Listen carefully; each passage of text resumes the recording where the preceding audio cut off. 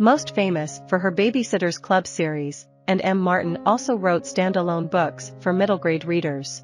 One of these is the 1986 novel With You and Without You, in which a preteen girl must face the fact that her father is dying. The narrative takes place over a year and half of her life, giving us a sense of the family after the father's diagnosis, the immediate aftermath of his death, and what the grieving process looks like for everyone in the family a year after his passing. Described as a tearjerker by readers, the novel stresses that there is no one correct way to mourn the death of a loved one and that many different kinds of emotions are equally okay during that process.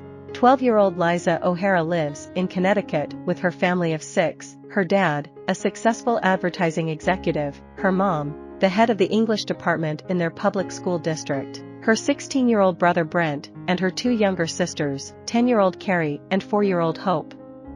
Recently, Liza's dad has been feeling unwell. At around Thanksgiving, his doctor diagnoses him with cardiomyopathy, a heart condition. It turns out he has between 6 months and a year to live. The family is flattened by the news. Close-knit and loving, it's clear that Dad is a warm and wonderful figure in the children's lives. When she hears the news, Liza runs to her best friend Denise's house, where both girls collapse into tears. At school, Liza has to play the ghost of Christmas future in her 7th grade production of A Christmas Carol. She has extreme stage fright and the assignment is causing her to panic. In response, she demands that her family not come to the Christmas pageant so they won't see her make a fool of herself on stage. However, when she overhears her dad telling her mom how much he regrets not being a part of the last pageant he is likely to see, Liza realizes where her priorities should lie.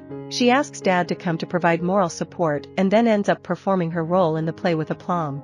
Because Dad has always loved Christmas, the family decides to go all out on Christmas this year, making a memorable holiday for him and creating good lasting memories of him for themselves. The O'Haras have a lovely Christmas, everything turns out exactly as they would want during the holiday. The novel then skips to the next summer, as Dad dies in June. During his funeral, each of his children gives a heartfelt and emotional eulogy. Even 4-year-old Hope says a few moving things about how much she loves him. Liza gets over her stage fright to speak as well. A year after Dad's diagnosis, and 6 months after his death, the family is trying to adjust as best as they can to their new reality. Because they couldn't afford the giant house that had been in the O'Hara family for generations on just Mom's salary, the family had to sell it and decamp to a small 3-bedroom house where all the children, except Brent, have to share rooms.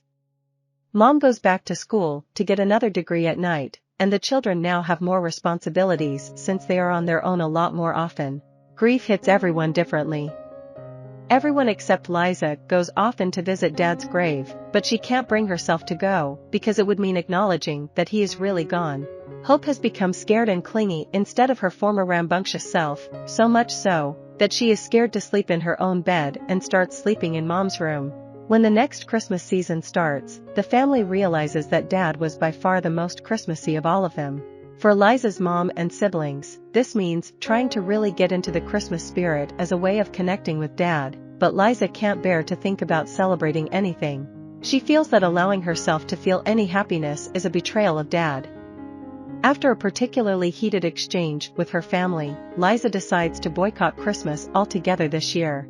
Liza's crush, 13-year-old Mark Radley, asks her to a Christmas party and to a movie, but even though she has really wanted him to ask her out, both times Liza lies that she can't go. She ends up going to Christmas party after all, but everyone's joy and good cheer unnerve her so much that she leaves. When Mark follows her, she finally explains that every time she gets close to having fun, she feels guilty. Mark talks sweetly and understandingly with Liza about her emotions. She realizes that celebrating Christmas could actually be a way of celebrating Dad. When Christmas comes around, Liza takes back her decision to boycott, and the family ends up having a nice, if somewhat bittersweet, time. The novel ends on a hopeful note. As Brent gets into his first choice of college, Princeton, Hope gets some of her self-confidence back, and Liza finally starts visiting her dad's grave. I hope you enjoyed this video. Leave a like if you did and be sure to subscribe. Thank you.